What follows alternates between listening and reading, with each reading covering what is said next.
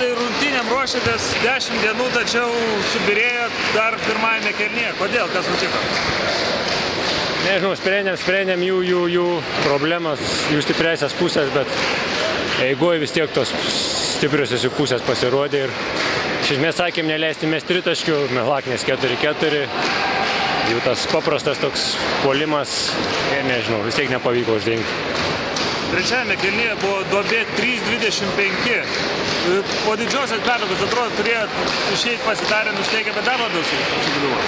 Taip, treneris ir pasakė, kad jie labai gerai žaidžia trečius kėlinius, bet čia ta pati problema, ką čia pasakyti. Jie savo žaidimą žaidė, o mes nesustabdėm jų tą žaidimą. Ir šiandien atrodo, kad slydo iš rankų kamuolys visiems komandos žaidėjams. Gal perdegėt šiek tiek? Gal šiek tiek tos noro tikrai buvo įveikti pirmą kartą, nes jie nepralaimėjo. Bet šiai dienai jie stipresni yra ir tai pilnai įrodė. Pat šiandien sudė labai geras rungtynės, ar galima sakyti, kad jau atsigavai po tos traumos, kuri tave kamavo? Nemanau, kad čia geros rungtynės. Nu, gal geriau negu 0, kaip sakant, bet naudos mažai pralaimėjom.